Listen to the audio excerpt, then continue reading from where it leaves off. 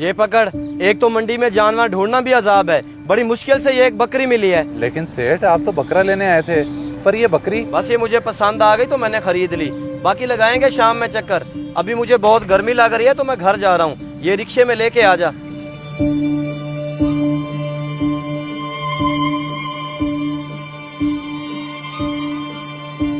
बल्कि पैसे मेरी जेब में तो किराए के पैसे ही नहीं है। सेठ जी, सेठ तो चले गए, अब मैं घर इतनी दूर कैसे जाऊंगा? सारी मेरी गलती है।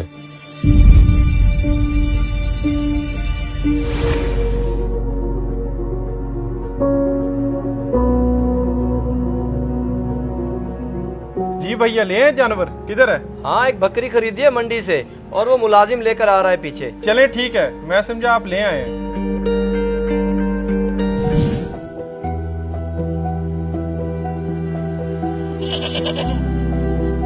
असलम, अंदर आना जरा। किधर लगा के आ रहा है इतनी देर?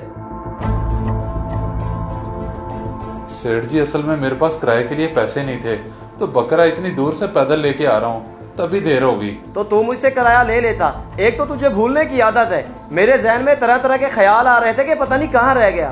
माजरत सेठ साहब, आइंदा ऐसी गलती कभी नहीं होगी। चल ठीक है, जल्दी से सारे काम निपटा ले। कल ईद है तो तुझे आने की जरूरत नहीं है। ईद अपने बीवी बच्चों के साथ गुजारी। जी ठीक है सेठ जी, मैं कर लेता हूँ सारे काम।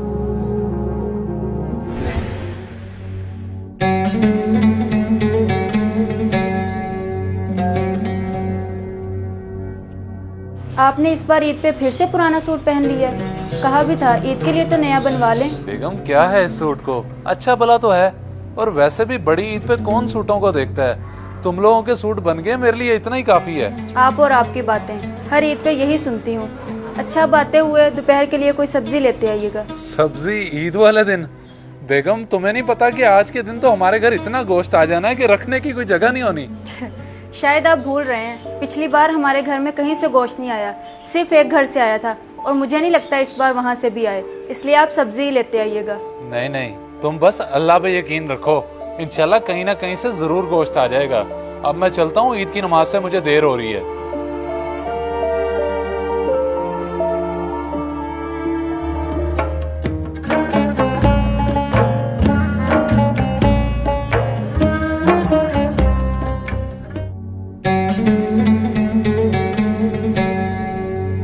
बेगम, मैं पढ़ आया हूँ ईद की नमाज, तुम बताओ कहीं से आया गोश्त? प्याज तो मैंने काट लिए हैं, लेकिन अभी तक कहीं से नहीं आया, और मुझे नहीं लगता कोई दे के भी जाएगा। अच्छा, तुम फिक्र ना करो, मैं मालिक के घर चक्कर लगाता हूँ और कोई काम भी दिखाता हूँ, और आते हुए गोश्त लेता हूँगा। ठीक है, आप लगाएं चक्कर, लेकिन जल्दी वापस आइएगा, ये ना हो सारा दिन उधर ही गुजार दें। हाँ हाँ, मैं जल्दी वापस आ जाऊंगा, बस तुम प्याज वगैरह काट के रखो।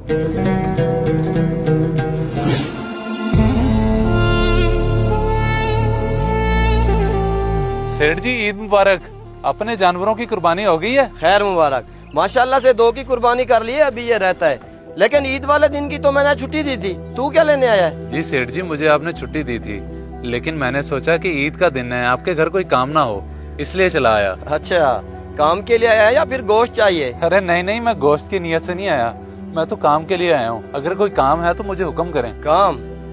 अच्छा, वो 3 शापर पड़े हैं फ्रिज में गोश्त के, वो उठा ले जाके। जी ठीक है सेठ जी, मैं उठा लेता हूँ, बहुत शुक्रिया आपका। किस बात का शुक्रिया?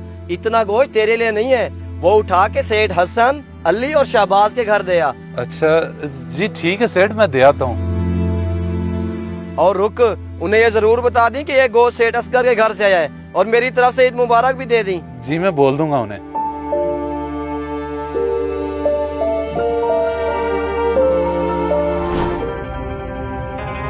इतना सारा गोश्त असगर ने मेरे घर भेज दिया? जी जी, सबसे ज्यादा गोश्त उन्होंने आपके घर ही भेजा है, और वो तो आपको ईद मुबारक भी बोल रहे थे। खैर मुबारक, लेकिन ये गोश्त मैं नहीं रख सकता, क्योंकि मेरे घर तो पहली 2 कुर्बानियाँ थी।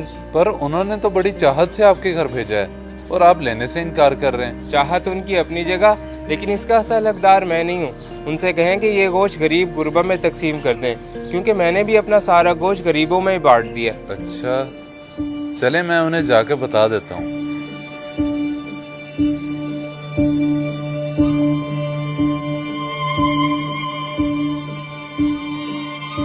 बल्कि 1 मिनट, ये इतना सारा गोश्त है, मैं मालिक को क्यों दे रहा हूँ वापस? क्यों ना अपने घर ले जाऊं? ईद का दिन है, मेरे बच्चे खा लेंगे।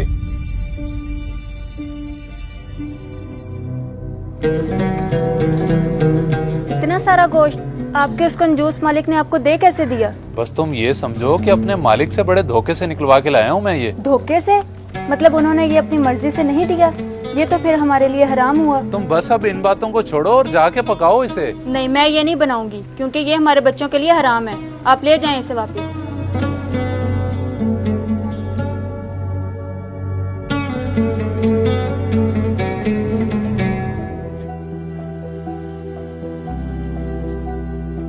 सेठ जी, अली और शहबाज साहब ने तो गोश्त रख लिया है, लेकिन हसन साहब ने गोश्त लेने से इनकार कर दिया है। इनकार कर दिया है? लेकिन क्यों? क्या कह रहे थे वो कह रहे थे कि हमारे घर तो पहले ही 2 कुर्बानियां हैं, आप ये गोश्त किसी गरीब को दे दें। गरीब को दे दें? चल तो ऐसा कर, ये गोश्त जाके बीबी जी को दे दे, वो फ्रिज में रख लेंगी, बाद में काम आ जाएगा हमारे। जी ठीक है सेठ, मैं दे देता हूँ।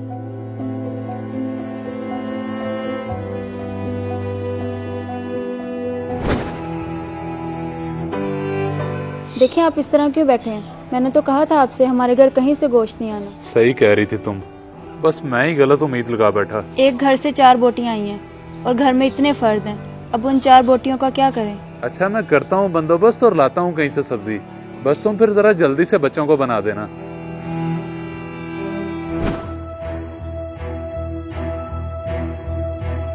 भैया सारे घर से स्मेल आ रही है, फ्रिज में जितना गोश्त रखा हुआ था सारा खराब हो गया। सारा गोश्त खराब हो गया?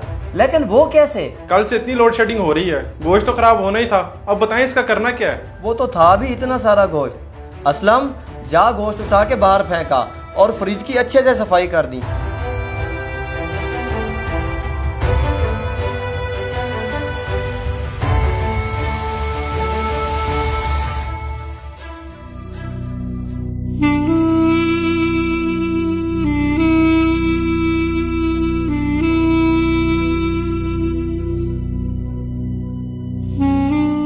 इतना सारा गोश्त जरूरतमंदों तक नहीं पहुंचा, बल्कि फ्रिज में पड़ा खराब हो गया, और मेरे बच्चों को ईद के दिन गोश्त नसीब नहीं हुआ।